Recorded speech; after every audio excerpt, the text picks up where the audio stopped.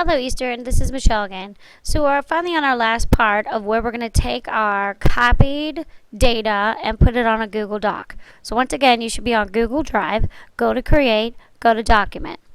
Once you're on Document, first thing I always like to do is to go ahead and change the name of it. I like to rename this. So obviously I would call this something that I would remember, like maybe Student Charts.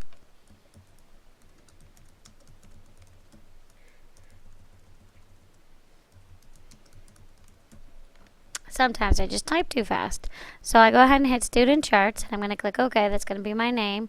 Then, if you remember in the last lesson, I went ahead and I did save one, and I copied it to the clipboard. So all I have to do here is right-click, hit Paste, and then my chart should show right up. And obviously this would be Tyler's pre and post test. Shows it in the blue as the pre and the red as the post. And when I click off of there, obviously his chart is all ready to go. So I want to go ahead and do that for the rest of my kids. I probably can get maybe 2 to 3 on here at a time. So I'm going to go ahead and exit out of here. Remember, I'm not losing anything. That's one of the good things about Google is it saves your changes, which is awesome.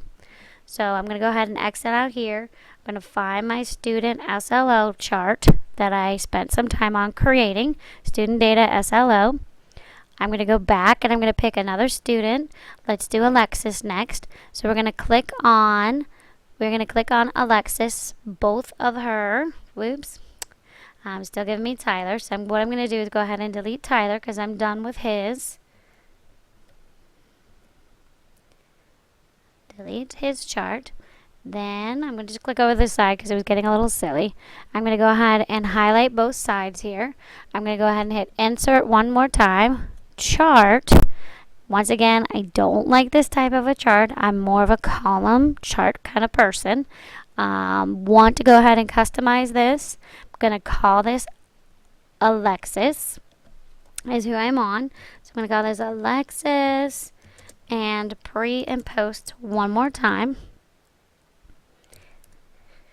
And from there, I'll go ahead and hit Insert. And if you remember, it shows it right here on the page. Then you go ahead and click on it.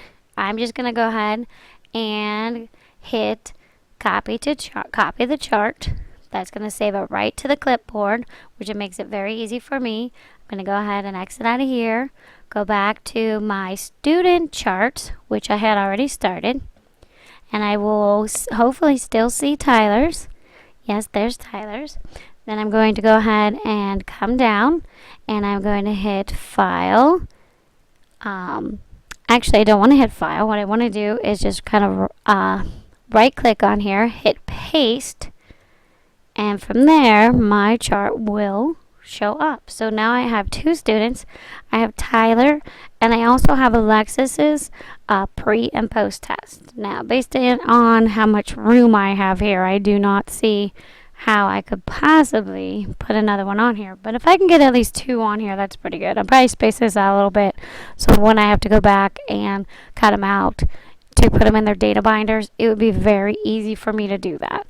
So once again, this is a great way to show your progress for each of your students, your pre and post test.